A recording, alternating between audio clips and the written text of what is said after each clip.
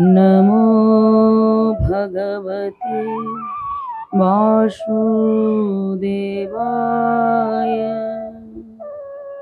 अज्ञानतिमिरन्धस्य ज्ञानाञ्जनशलाकया चक्षुरुन्मीलितं येन तस्मै श्रीगुरुवे नमः। गुरुवे गौरचन्द्राय राधिकायै तदालये कृष्णाय कृष्णभगताय तद्भगताय नमो नमः। तप्तकाञ्चन गौराङ्गी राधे वृन्दावनेश्वरी वृषभानुसुतं देवी प्रणमामि हरिप्रिये। नवीनङ्गे हेम गौराङ्गी तव इन्द्रिवरं वरं वृषभानुसुतं वन्दे कृष्णकान्ता शिरोमणि। बर्हापीडं भीरमगं मिरगमद तिलकं कुण्डलाक्रान्तं गण्डं कञ्जाक्षं कुम्भकण्ठं स्मेतं शुभगं मुखं साधरेणस्ते वेणु श्यामं शान्तं त्रिभङ्गं रविकरवसनं भूषितं भजयन्ता वन्दे वृन्दावनं स्थितं युवतीतं शतवृतं ब्रह्मो गोपालवेश। हे कृष्ण करुणा सिन्धो दीनबन्धो जगत्पते गोपेश गोपिकान्त राधाकान्त नमस्तुते। वृन्दावनं गुरुं वन्दे कृष्णकमललोचनं राधा सुदर्शनं देवं राधा गोविन्द विग्रहं मम मानसतामसनाशकरं जय राधा सुदर्शनं देहि पदं। जय रूप सनातन भट्ट रघुनाथ श्रीजीव गोपाल भट्ट दास रघुनाथ। এই ছাই গোস্বামীর করি চরণ বন্দন যাহা হইতে বিঘ্ন নাশ অভীষ্ট পূরণ। সব শ্রোতা বৈষ্ণবেরও করি নমস্কার। বাঞ্ছা কল্পতরুভ্যশ্চ কৃপা সিন্ধুভ্যেব চ পতিতানাং পাবনেভ্যো বৈষ্ণবেভ্যো নমো নমঃ। नमो नमो सद्महाद्वृन्देभ्यो नमो नमो। नमो नमो श्री श्री मातृवृन्देभ्यो नमो नमो। मधुर मधुरमेतान् मङ्गलं मङ्गलानां सकलनिगमवल्ली सत्फलमचितस्वरूपं। सखी पिबर गीतं सरधया हेलयावा भिगुवर नरमात्रं तारयेत कृष्ण नाम भिगुवर नरमात्रं तारयेत कृष्ण नाम भिगुवर नरमात्रं तारयेत कृष्ण नाम। जयति जगत मंगलम श्री हरिर्नाम श्री गौरनाम। बलराम ब्रह्म भगवान की जय। श्री श्री भागवत भगवान की जय। श्री श्री व्यासदेव सुखदेव नारद भगवान की जय। श्री श्री परीक्षित महाराज की जय। श्री श्री नैमिषारण्य की जय। श्री श्री सनकादि ऋषि महाविंद की जय। श्री श्री गंगा मैया की जय। श्री श्री गंगा तट बिहारी सपार्षद श्रीमन महाप्रभु की जय। श्री श्री वृंदावन बिहारी श्री श्री राधा श्याम सुंदर जीव की जय। श्री श्री गोपेश्वर बाबा की जय। श्री श्री कात्यायनी देवी मैया की जय।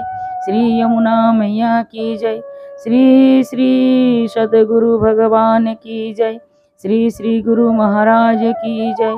अपन अपन गुरु महाराज की जय। जय जय श्री राधे श्याम। बोलो बरसाने वाली की जय।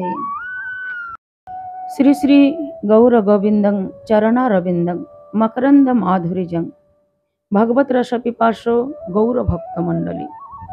समग्र भक्तमंडलीर श्री चरणे आमार सुस्वस्थ दंडवत प्रणाम निवेदन पूर्वक এই মহতী সভায় শ্রীমতী রাধারানীর আবির্ভাব সম্বন্ধে আমরা শ্রবণ করব।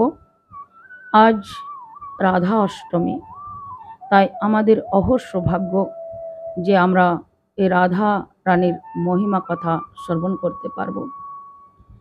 बोलो बरसाने वाली की जय, विश्वभानु नंदिनी की जय, कीरत की लाली की जय। जय जय श्री राधे श्याम। परमेश्वर भगवान श्री कृष्णेर लीलाबिला स्थान श्री बृंदावन धाम। ए धामेर धूलिकणा पर्यन्त एत पवित्र যে স্বয়ং ব্রহ্মা সহ সকল দেবতারা এ পবিত্র ভূমির ঘাস হয়ে জন্মাতে অভিলাষ করেন। এত পবিত্র এ ধাম শ্রী বৃন্দাবন ধাম আমাদের সকলের আরাধ্য, কারণ ভগবান শ্রীকৃষ্ণের যে মাধুর্য লীলা, সে মাধুর্য লীলার যে ভিত্তি, সে ভিত্তি হচ্ছেন শ্রীমতী রাধারানী।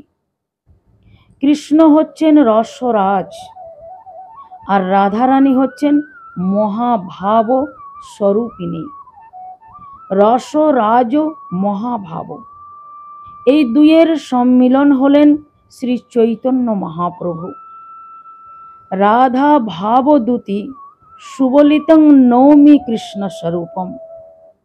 এ রাধারানী এসেছেন শ্রীকৃষ্ণের লীলায় প্রধান সঙ্গিনী রূপে, প্রধান অবলম্বন রূপে এ লীলা। এখানে যেমন শ্রীকৃষ্ণের জন্ম হলো, তেমনি রাধারানীরও জন্ম হলো। কিন্তু কালের প্রভাবে এক সময় এ ধাম প্রায় লুপ্ত হয়ে গিয়েছিলেন। তারপরে এ কলিযুগে মহা অবতারী শ্রী চৈতন্য মহাপ্রভু এই ধামের বহু বহু স্থান উদ্ধার করেন। পরবর্তীতে তিনি তার প্রিয় ষড়গোস্বামীদের উক্ত ধাম পরিচর্যার দায়িত্ব অর্পণ করেন। ষড়গোস্বামীগণ বৃন্দাবনের বহু লুপ্ত স্থান উদ্ধার করেন। বৃন্দাবনের নিকটবর্তী বর্ষানা এলাকার অন্তর্গত রাভেল নামক অতি পবিত্র স্থানে বৃন্দাবনেশ্বরী শ্রীমতী রাধারানীর আবির্ভূত হন। রাধারানীর জন্মের একটা অপূর্ব সুন্দর বর্ণনা আছেন। শ্রীমতী রাধারানীর আবির্ভাব সম্বন্ধে যে বর্ণনা আমরা শাস্ত্র থেকে পাই, সেটা আপনারা শ্রবণ করুন। ব্রজের আরেক রাজা হলেন বিশ্বভানু। বিশ্বভানুর পত্নীর নাম হচ্ছেন কৃতিদা সুন্দরী। তো একদিন বিশ্বভানু রাজা যমুনা নদীতে স্নান করতে যান এবং বিশ্বভানু রাজা স্নান করতে গিয়ে দেখলেন যে সহস্র সূর্যের আলোর মতো এক জ্যোতির্ময় এক সোনার পদ্ম ঠিক যমুনা নদীর মাঝখানে ফুটে রয়েছেন। তখন রাজা বিশ্বভানু এই পদ্মটির দিকে এগিয়ে গেলেন এবং সেখানে গিয়ে দেখলেন সেই পদ্মটির ভিতরে একটি খুবই সুন্দর দিব্য শিশু কন্যা সুসজ্জিত রয়েছেন এবং তার থেকেই সেই দিব্য আলোক ছটা, সেই রোশনির ছটা নির্গত হচ্ছেন। তখন বিশ্বভানু রাজা একটু বিস্মিত হলেন, কিন্তু তখন সেখানে ব্রহ্মা প্রকট হলেন। প্রকট হয়ে তিনি রাজা বিশ্বভানুকে বললেন, তিনি জানালেন যে রাজা বিশ্বভানু আর তার পত্নী কৃতিদা পূর্ব জন্মে ভগবানের বিষ্ণুর পত্নীকে কন্যা রূপের লাভ করার জন্য তারা কঠোর তপস্যা করেছিলেন। সেই তপস্যার ফল স্বরূপ এই জন্মে তারা স্বয়ং ভগবানের শক্তি অর্থাৎ ভগবানের পত্নীকে এই জন্মে তারা লাভ করেন কন্যা রূপে। ব্রহ্মার কথা শুনে রাজা বিশ্বভানু সেই শিশু কন্যাটি শ্রীমতী রাধারানীকে নিজের গৃহে নিয়ে আসলেন। কিন্তু একটা দুঃখের বিষয়। কি দুঃখ? সেই শিশু কন্যাটি শ্রীমতী রাধারানী কিছুতেই ওনার চোখ খুলছেন না, তার চোখ কিছুতেই খুলছেন না, সর্বদা চোখ বন্ধ করে রেখেছেন। সেই কারণে রাজা বিশ্বভানু আর তার পত্নী কৃতিদা সুন্দরী খুব চিন্তিত হলেন। সকলের মনে একটা প্রশ্ন জাগতে লাগলো যে এত সুন্দর কন্যা, সোনার মতো রং, দেখতে একেবারে মনে হচ্ছে যেন তাপানো সোনা, এত সুন্দর গায়ের রং, এত সুন্দর দেখতে, কিন্তু চোখ খোলে না। তবে কি এই শিশু কন্যাটি অন্ধ? ইনি কি আর কোনোদিনও চোখ খুলবেন না? সকলের মনে এই রকম প্রশ্ন জাগতে লাগলেন। তখন অবশেষে দেবঋষি নারদ বাবা সেখানে উপস্থিত হলেন। রাজা বিশ্বভানুর সম্মুখে উপস্থিত হয়ে বললেন, তিনি বললেন, এ শিশু কন্যাটির তার অন্ধ সারাতে সমস্ত প্রকার অনুষ্ঠান উৎসবাদি করতে হবে। নারদ বাবা এই উপদেশ দিয়ে তিনি চলে গেলেন। এদিকে বিশ্বভানু রাজা নারদ বাবার কথা অনুযায়ী রাজা বিশ্বভানু গৃহে উৎসবের আয়োজন করলেন, আর তিনি আশেপাশে সকল নাগরিককে নিমন্ত্রণ করলেন আর সকলকে তার গৃহে আসতে বললেন। সেই উৎসবে নন্দ মহারাজ আর শিশু কৃষ্ণ সহ সকল পরিবারকে আমন্ত্রণ করলেন। তখন মা যশোদা, নন্দ মহারাজ, শিশু কৃষ্ণ এবং সপরিবার সকলেই সেই অনুষ্ঠানে অংশগ্রহণ করলেন। তখন শ্রীকৃষ্ণ মা যশোদার কোলে ছিলেন, কিন্তু কৃষ্ণ একটু নামবার জন্য তিনি একটু হাত পা ছড়িয়ে দিলেন। তখন মা যশোদা বুঝতে পারলেন যে কৃষ্ণ নিচে নামতে চাইছেন। তো তখন মা যশোদা কৃষ্ণকে নিচে নামিয়ে দিলেন।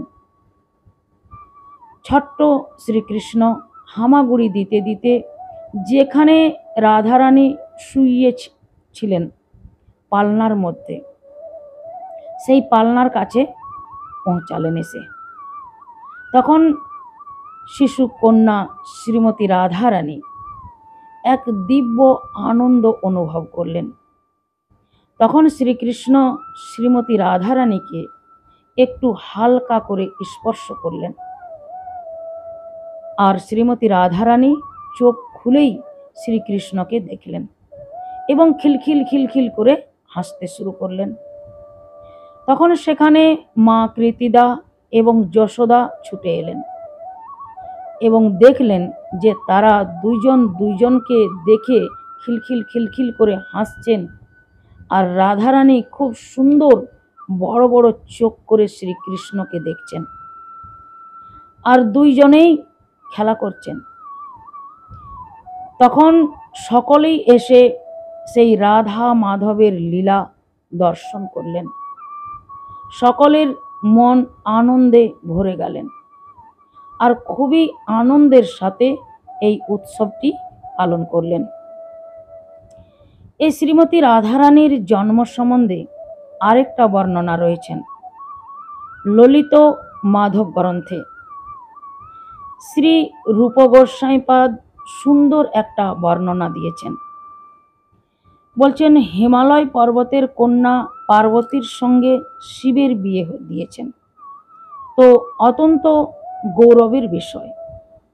কিন্তু বিন্ধ্যা পর্বতের মনে হলো যে আমার এর থেকেও একটা শ্রেষ্ঠ মেয়ে চাই। তো তখন বিন্ধ্যা পর্বত হিমালয়ের পর্বতের সঙ্গে প্রতিদ্বন্দ্বিতা করলেন। বিন্ধ্য পর্বতের মনে হলো যে হিমালয়ের কন্যার সঙ্গে শিবের বিয়ে হলো, তাই হিমালয়ের কত অহংকার, আমার এমন একটা কন্যা চাই যে তার বিবাহ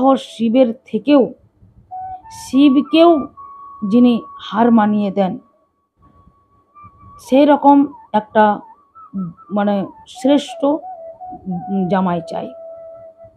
এই মনে করে তিনি কঠোর তপস্যায় ব্রতী হলেন। এমন কঠোর তপস্যায় তিনি ব্রতী হলেন, এমন কঠোর তপস্যা তিনি করলেন যে সে তপস্যার ফলে তার 2টি কন্যা হলো। আর সেই সময় পুতনা সমস্ত বাচ্চাদের মারছেন। তখন পুতনা সেই 2টি কন্যাকে নিয়ে আকাশ মার্গে উড়ে গেল। পুতনা আকাশে উড়ে যাচ্ছে, আর তখন সকলে আকুল হয়ে উঠলেন। আর তখন বিন্ধ্যা পর্বতের যে ব্রাহ্মণ পুরোহিতগণ ছিলেন, সে ব্রাহ্মণেরা তারা রাক্ষসী নিধনের মন্ত্র জাপ করতে লাগলেন।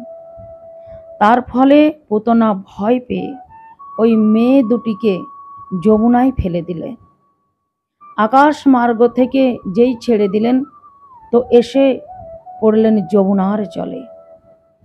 আর যমুনার জলে ভাসতে ভাসতে ভাসতে ব্রজেতে এলেন। একটা কন্যাকে বিশ্বভানু রাজা পেলেন পদ্ম পুষ্পের মধ্যে, আরেকটা মেয়েকে পেলেন চন্দ্রভানু।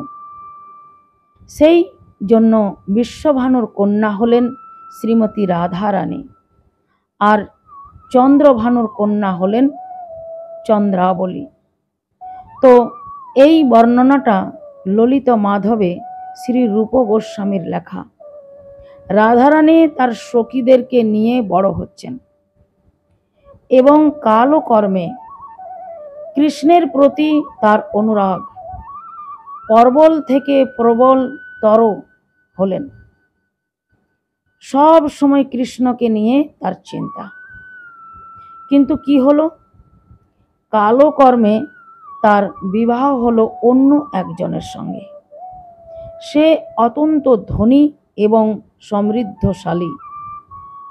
সমৃদ্ধশালীর গোপের সঙ্গে, অভিমান্যর সঙ্গে।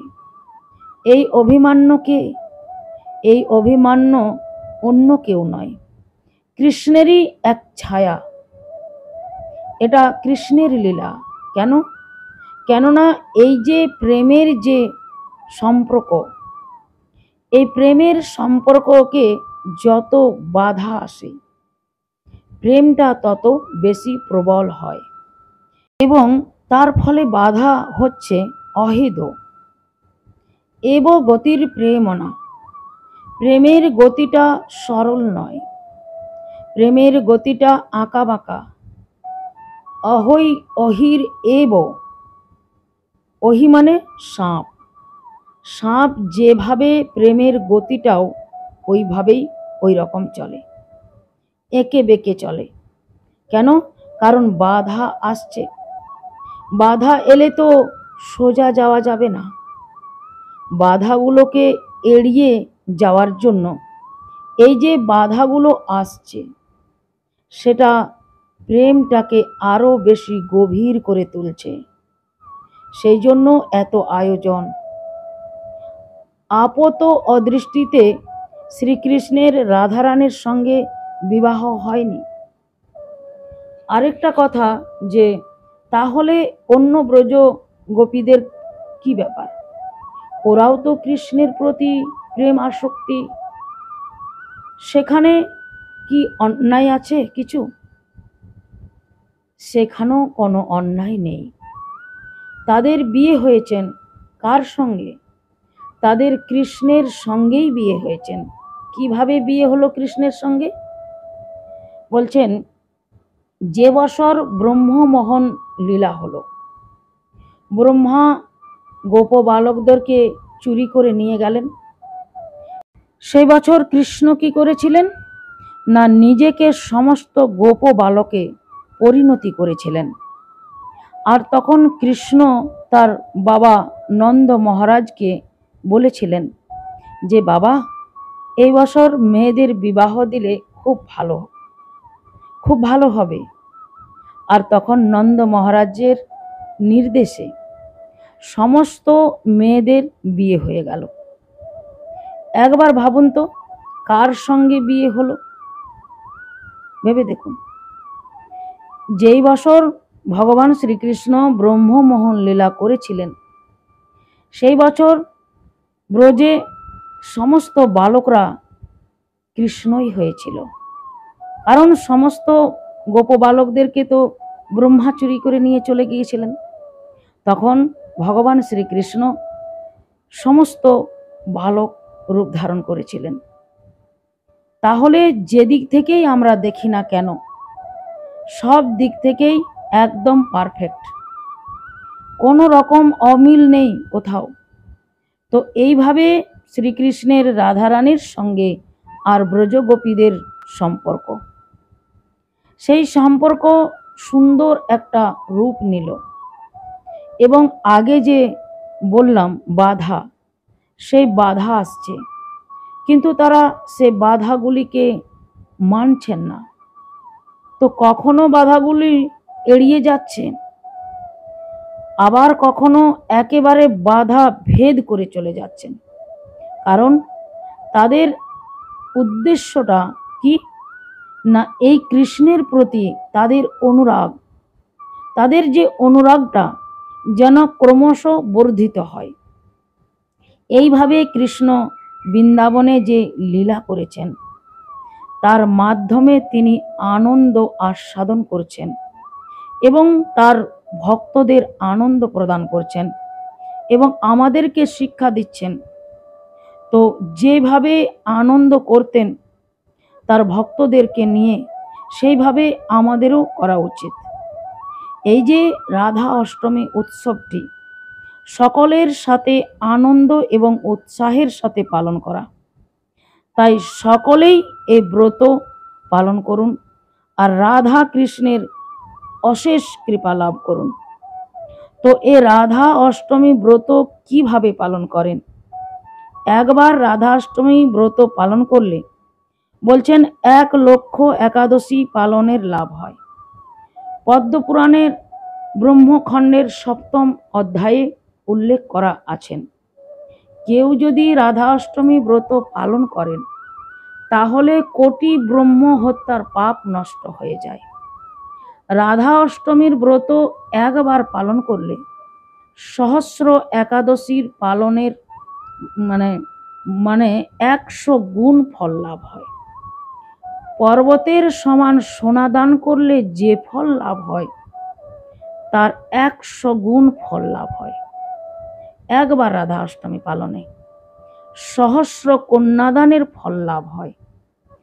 একবার রাধা অষ্টমী পালনে গঙ্গা আদি সর্বতীর্থের দর্শন লাভ হয়। যদি কোনো পাপী ব্যক্তি অশ্রদ্ধায় বা অবহেলায় রাধা অষ্টমী ব্রত পালন করেন তাহলে তার কোটি কুল সহ বিষ্ণু লোকে নিত্যকাল বিরাজ করেন। একবার রাধা অষ্টমী ব্রত পালন করলে গো হত্যা ব্রহ্ম হত্যা সহ সর্ব পাপ বিনষ্ট হয়ে যায়।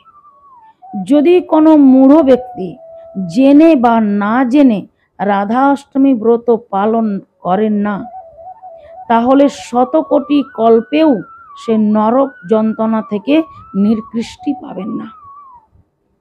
যে নারী রাধা অষ্টমী ব্রত পালন করেন না সে কোটি কল্প নরক বাস করে থাকেন এবং কোনোভাবেও পৃথিবীতে জন্ম নিলেও তাকে বিধবা হতে হয়। যদি কেউ রাধা অষ্টমী মাহাত্ম্য শ্রবণ করতে পারেন তাহলে সে নিত্যকাল বৈকুণ্ঠ লোকে বসবাস করার সৌভাগ্য অর্জন করতে পারবেন। তো কিভাবে রাধাষ্টমী ব্রত পালন করবেন?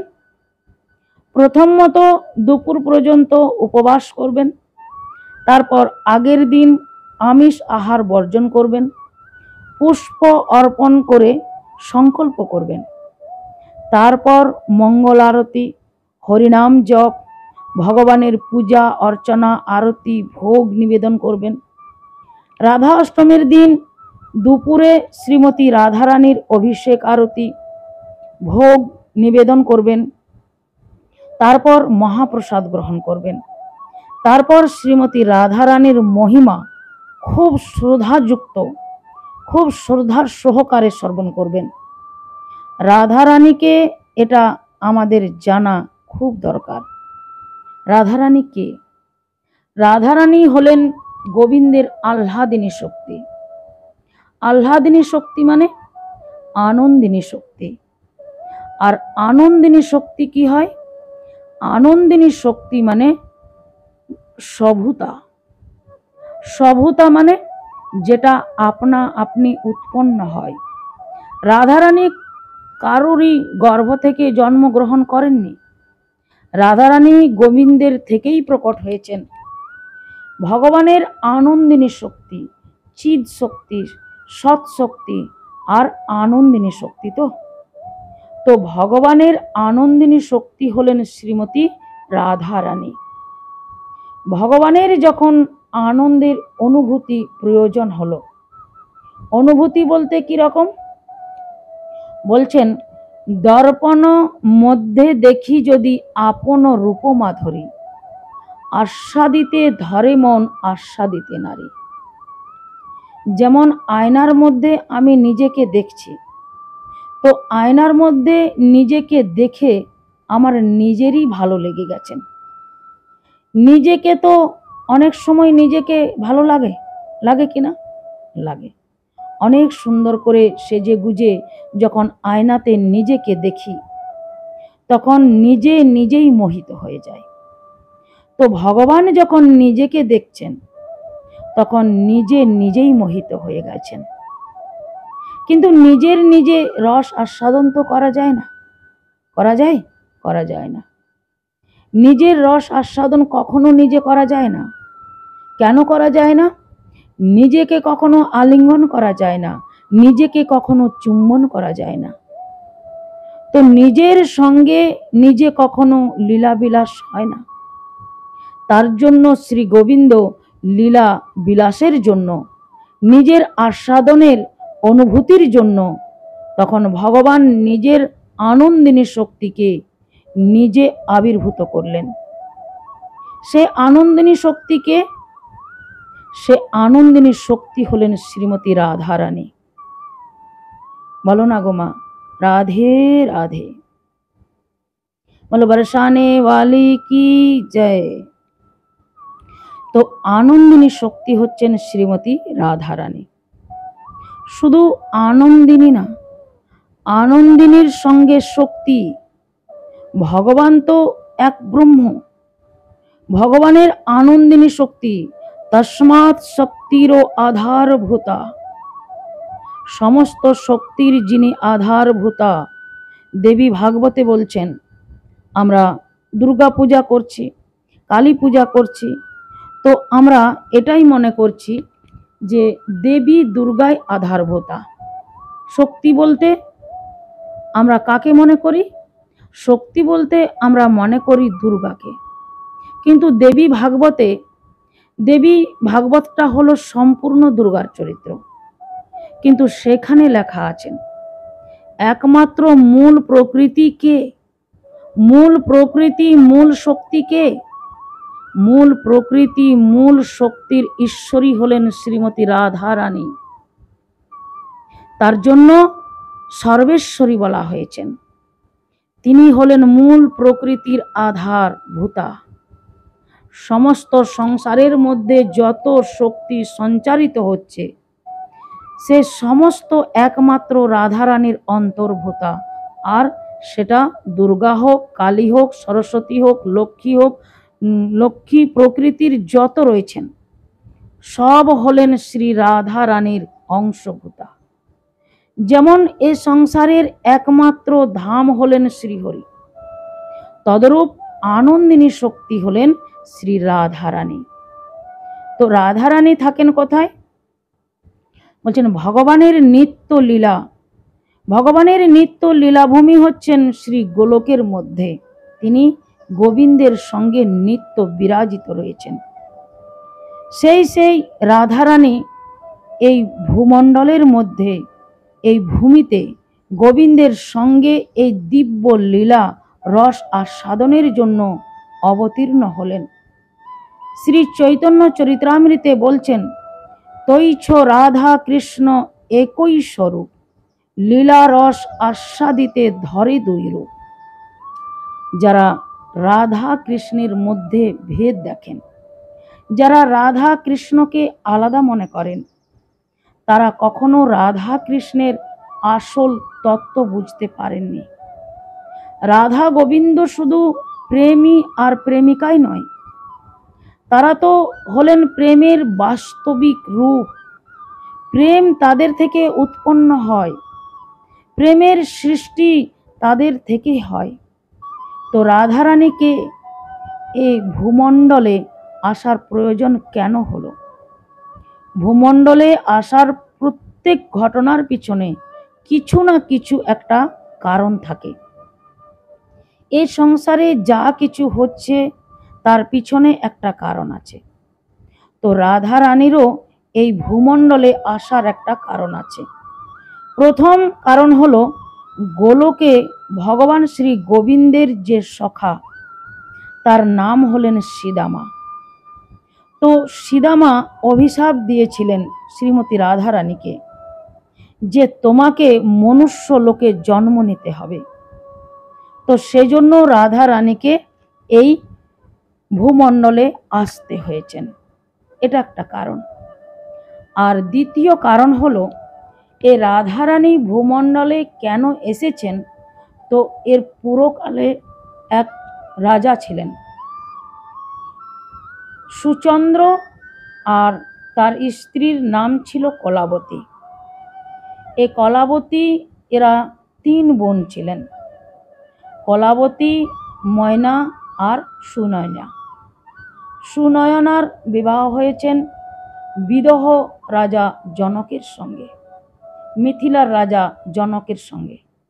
আর ময়নার বিবাহ হয়েছেন হিমালয়ের সঙ্গে, পর্বতরাজ হিমালয়ের সঙ্গে। তো হিমালয়ের সাথে ময়নার একটা খুব সুন্দর কন্যা হলো। সে কন্যার নাম হলো কি? পার্বতী। তো পার্বতীর বর হলেন কে? দেবাদিদেব মহাদেব। আর সুনয়না জনকের স্ত্রী।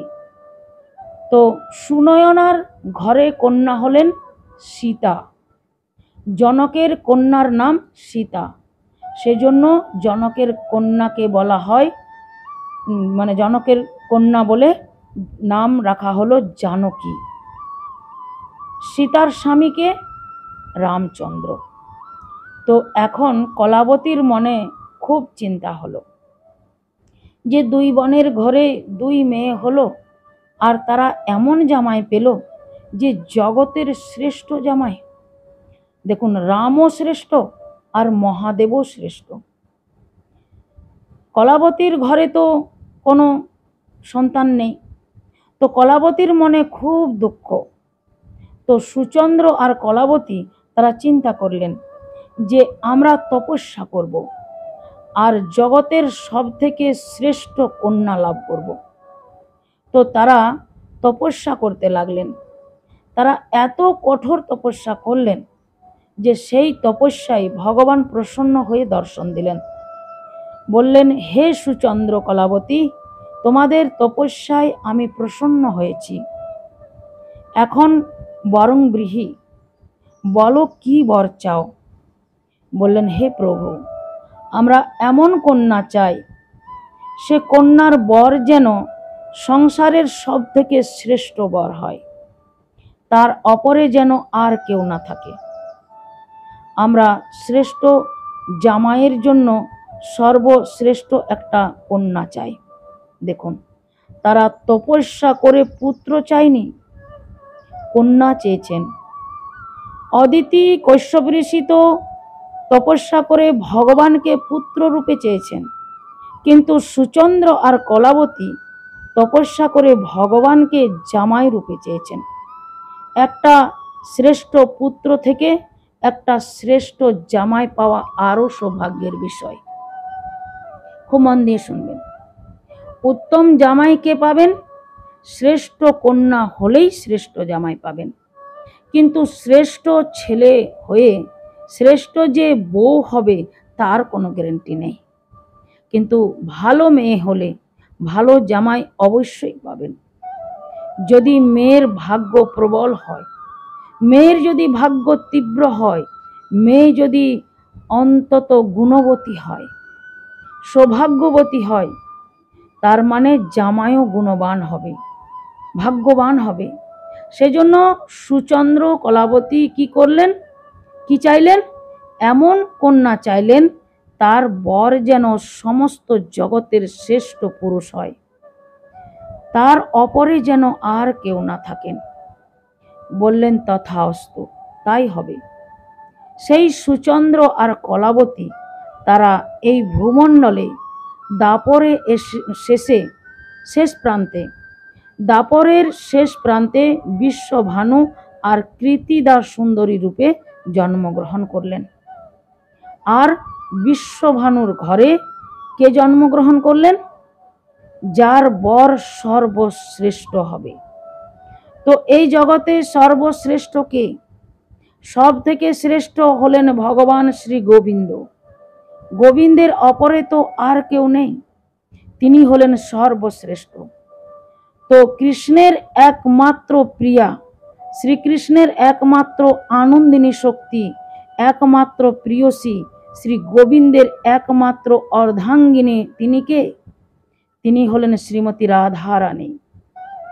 এই যে কৃষ্ণের 16,108 অর্ধাঙ্গিনী রয়েছেন, তারা সকলেই হলেন রাধারানীর অন্তর্ভুতা।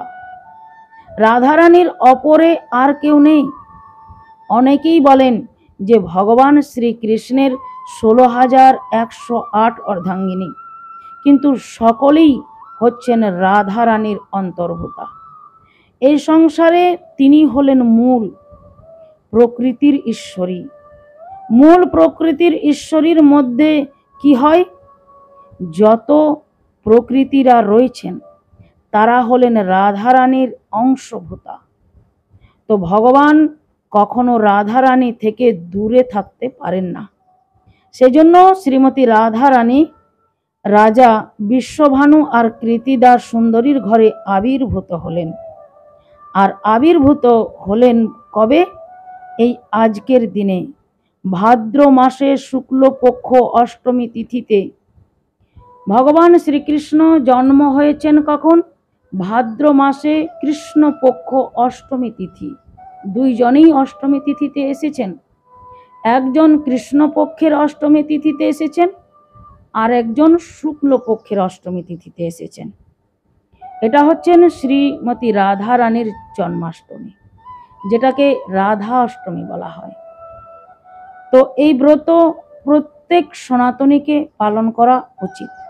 প্রত্যেক সনাতনী বলতে যারা বিশেষ করে বৈষ্ণব, যারা রাধা গোবিন্দকে আশ্রয় করেছেন, তাদের অবশ্যই করা উচিত। এই সংসারে অনেক এমন বৈষ্ণব আছেন যারা এই রাধা অষ্টমী ব্রত পালন করেন না। বৈষ্ণব তো একটা সম্প্রদায় নয়, বৈষ্ণব হচ্ছেন 4 সম্প্রদায়। 4 সম্প্রদায় আছেন। তার মধ্যে শ্রী সম্প্রদায়, রুদ্র সম্প্রদায়, ব্রহ্ম সনাতন, এরকম অনেক সম্প্রদায় আছেন। এরকম অন্যান্য সম্প্রদায়ের বৈষ্ণবরা রাধা অষ্টমী ব্রত পালন করেন না। 2টি সম্প্রদায়ের মধ্যে এই রাধা অষ্টমী ব্রত পালন করা হয়, নিম্মার্ক সম্প্রদায় আর গৌড়ীয় সম্প্রদায়। যেহেতু আমরা রাধা গোবিন্দের উপাসক, তো তার জন্য রাধা অষ্টমী ব্রত অবশ্যই আমরা করি। এরকম অন্যান্য সম্প্রদায়ের ইষ্ট রয়েছেন, তাদের ব্রত আমরাও অনেক সময় করি না। যেরকম আমরা সীতা নবমী করি না, যারা রামানন্দী তাদের সীতা নবমী ছাড়া চলবে না, সীতা নবমী করবেনই করবেন। আমরা রাম নবমী করি, কিন্তু সীতা নবমী আমরা করি না। যেরকম সীতা নবমী ছাড়া তাদের চলে না, সেরকম আমাদের রাধা অষ্টমী ছাড়া চলে না। ওই দিন খুব বেশি বেশি করে লীলা পুরুষোত্তম শ্রীকৃষ্ণের গ্রন্থ পাঠ করবেন এবং রাধারানীর সহস্র নাম পাঠ করবেন ও রাধা অষ্টকম পাঠ করবেন। তো রাধারানীর 5টি মহিমা আমরা এখন শ্রবণ করব। 1 নম্বর হচ্ছে শ্রীমতী রাধারানী ভাদ্র মাসের শুক্লপক্ষের অষ্টমী তিথিতে আবির্ভূত হয়েছিলেন বর্ষানার রাভেল নামক গ্রামে, পরম পবিত্র স্থানে। 2 নম্বর শ্রীমতী রাধা ঠাকুরানী হচ্ছেন ভগবানের লাদিনী বা আনন্দিনী শক্তি।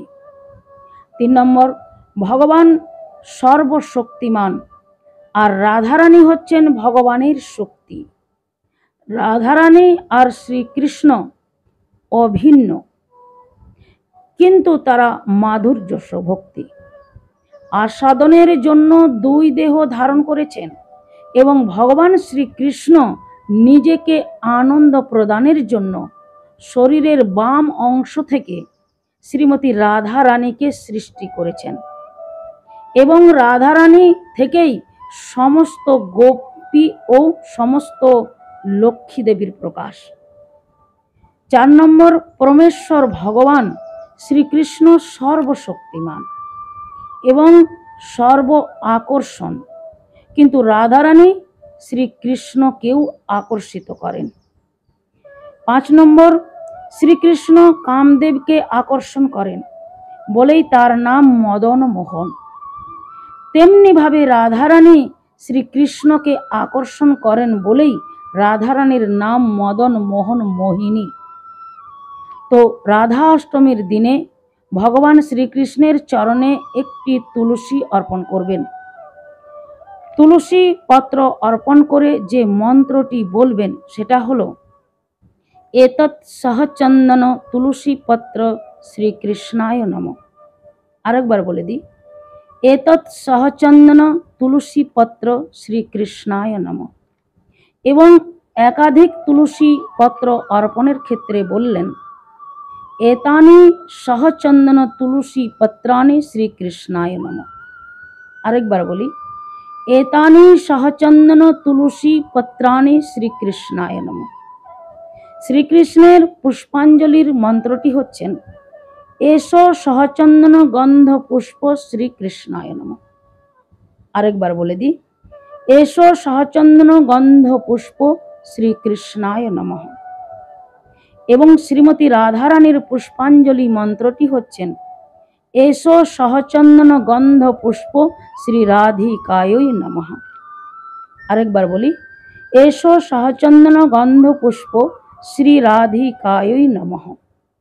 বলো রাধা রানী की जय, श्री राधा श्याम सुंदर जीव की जय, राधा अष्टमी तिथि की जय, श्री श्री राधा अष्टमी महा उत्सव की जय, श्री श्री वृंदावन धाम की जय, श्री श्री गिरिराज महाराज की जय, श्री श्री राभेल गांव की जय, श्री बरसाना धाम की जय, श्री कीरत की लाली की जय, श्री विश्वभानु नंदिनी की जय, श्री श्री बरसाने वाली की जय। जय जय श्री राधे श्याम। निताई गौर हरि हरि बोल।